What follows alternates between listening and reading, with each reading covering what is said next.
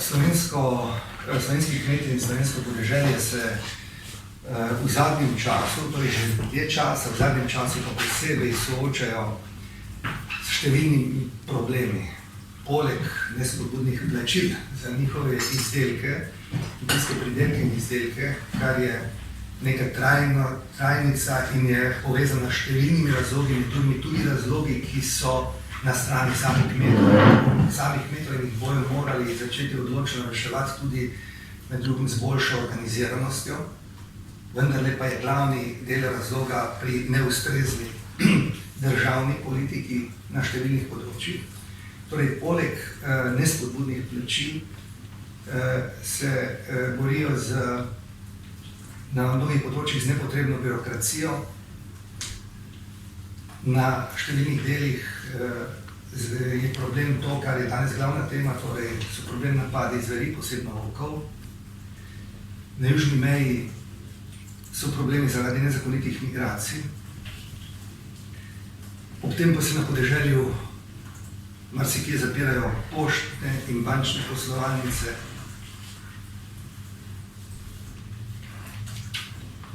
To so med drugim razlogi, da se podeželje prazni, starostna struktura je že zdaj izrazito slaba.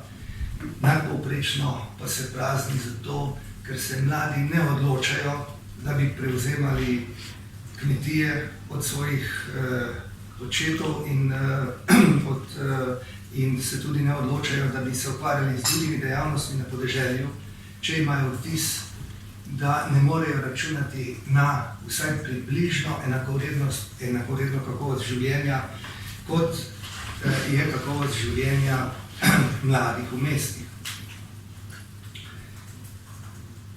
Ker je temeljno poslanstvo Slovenske ljudske stranke skrb za slovenskega kmeta, obrtnika in podjetnika, torej ljudi, ki se preživljajo s svojim delom pretežno na svoji lastnini, in skrb za slovensko podeželje, s ciljem, da bo obdelano, poseljeno in varno in bo kot tako lahko zagotavljalo preskrbo s hrano celotni Sloveniji v primeru kakršnihkoli izrednih razmer, je seveda povsem logično, da se ob tako akutni stvari, kot so vsakodnevni napadi volkov, ki niso le problem zaradi napadov na domače živali, ampak tudi varnostni problem, ker se ljudje bojijo za svoje otroke ob prihajajočem začetku novega šolskega leta, torej logično, da naredimo vse, kar je v naši moči.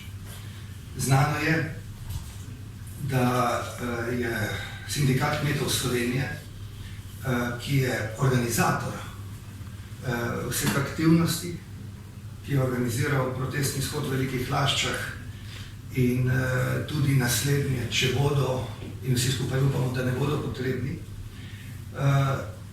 je svojim vodstvom tudi vključen, se pravi, je vodstvo tega sindikata del Slovenske ljudske stranke, tako predsednik Anton Medved, kot podpredsednik Roman Žveglič in tajnik Jernej Redek, so naši člani in mi tega nič ne skrivamo. Ker je bilo rečeno, da se tu politizira. Jaz ne bom rekel, bi radi zbirali, kdo naj vam pomaga reševati te probleme. Torej, mi bi bili zelo veseli, če ne bi bilo potrebno iti v te aktivnosti, če bi stranke, ki imajo svoje vzvode v vladi ali pa vsaj v parlamentu, te vzvode v zadostni meri in pravočasno uporabili. Ker niso bili v pravi meri, zadostni meri in pravočasno uporabljeni, smo prišli do tega sedanjega stanja. En od razlogov je seveda tudi to, da imamo mi na tem področju izkušnje. Vi veste, da smo pred več kot 25 leti zato, da smo pomagali urediti takrat izjemno zahteven problem takih cenovnih nesorazmerij, ki so grozile dobesedno, da prišlo do propada kmetijstva in kmetov v številnih delih Slovenije, kar je šlo predvsem za pšenico in mleko, smo bili prisiljeni v skrajno obliko protesta, ko smo blokirali največje slovenske mejne prehode. Poudarjam, to je bila skrajna oblika. ker so vsi prejšnji poskusi dogovora, ki bi pripeljali do korektne obravnave tako kmetov kot celotnega podeželja, neuspešni. Mi moramo v tem konkretnem primeru vedeti, da kmetje tudi na podeželju predstavljajo različno, od 5, 10 do 20-25% ljudi. Vsaj 60, marsikje 70, 80 in več odstotkov predstavljajo drugi, ki se ukvarjajo z raznimi obrtnimi drugimi dejavnostmi, ki se vozijo v centre ali drugam na druga dela. In ti ljudje so enako ogroženi kot kmetje. Razlika je samo v tem, da so pri kmetih ogroženost je pač vezana tudi na te pokole, drobnice in drugih domačih živali. Pri drugih ljudeh je ogroženost vezana na strah, da se bo kaj zgodilo tudi ljudem.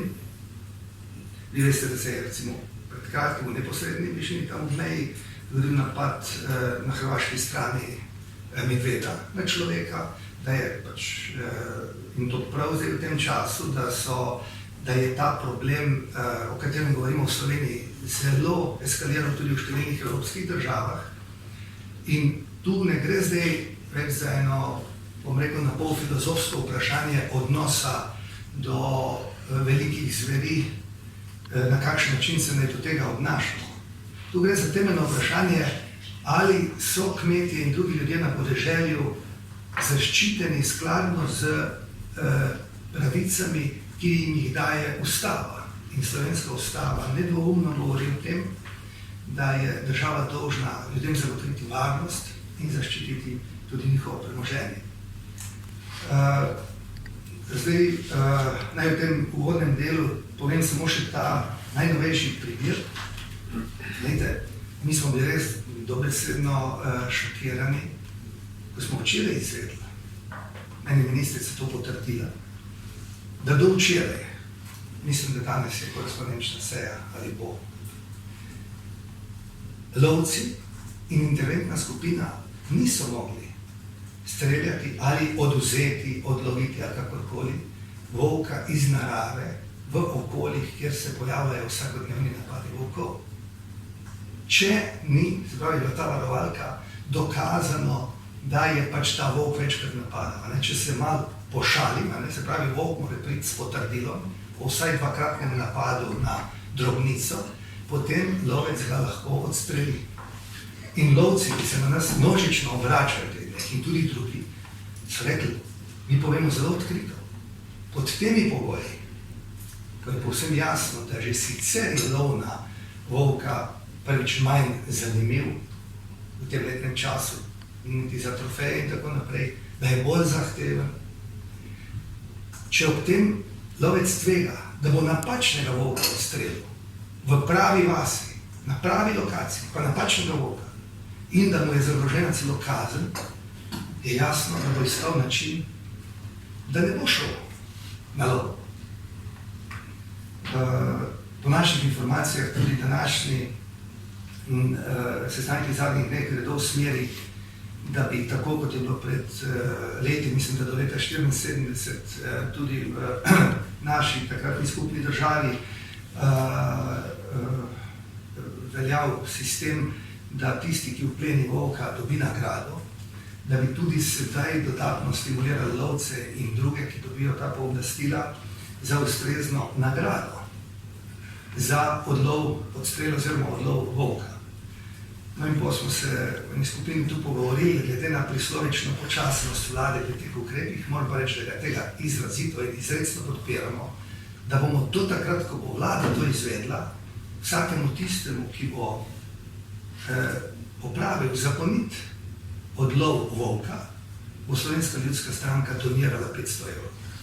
Kot spodbuda, ker gre vendarle za zahteven lov, kot spodbuda zato, ker je treba v kratkem času narediti te nujne poteze.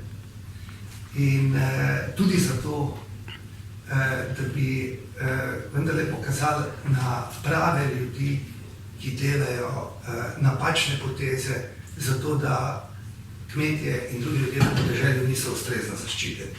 Naj izpostavim, da absolutno ne želimo nikakršne iztrebitve katerekoli živalske vrste, niti katerekoli vrste velikih zveri. Želimo, da imamo lepo naravo, poseljeno z ljudmi, ki bodo zagotavljali obdelanost, kultivirano krajino, pa tudi z živalmi v obsegu, ki ga prostor prenese. Če pa se bo kdaj za kakšno veliko zver zgodilo, da bo iztrebljena, smo prepričani, da bodo največjo odgovornost za to nosili tisti predstavniki civilno-družbenih skupin, ki na slovenske in evropske stroške pritiskajo na vlado in na druge, da onemogočajo strokovno utemeljeno uravnavanje zveri, dobesedno silijo ljudi stran in k praznenju podeželja in posledično peljejo v smeri, ko zaradi nezmožnosti dogovora za normalno razmerje zveri prihaja do takih razmišljanj o skrajnih potezah, ki nikomur ne prinašajo nič dobrega. Naj zaključim še s stavkom. Pred par dnevi me je poklical kmet iz enega od predelov najbolj obremenjenih zaradi napadov volkov in mi je povedal, da so se skupaj s sodelavci odločili, ker so lovci, da bodo uspavali enega od volkov in ga prinesli pred sedež Ministrstva za okolje. In jaz sem ga opozoril, sem rekel, za Božjo voljo. Rečemo Švede, če boš to naredil, je to kaznivo dejanje in to odločno nasprotuje, ker če se ne zgodi nesreča, boš šel v zapor. Po drugi strani ne boš s tem ničesar rešil. To je mlad človek, ki ima družino, ki je veliko investiral skupaj s svojimi sosedi in tako naprej v kmetijsko dejavnost in se vidi, kako skrajno, kako polno obupa more biti počutje ljudi, da začnejo razmišljati o takih potezah. Sami pa tudi veste, da ko je pred leti en manjši medvedek se približal Ljubljani, se je angažiralo slabo polovico ljubljanske policije in še nekatere druge službe, da so ga, mislim, da v nekih 20 minutah odstrelili. Kako pa volkovi po podeželju dan za dnem hodijo na dvorišča, blizu otroških vrtcev, otroških igrišč in koljejo domače živali in ogrožajo tudi ljudi, pa pristojni državni predstavniki ne odreagirajo ustrezno.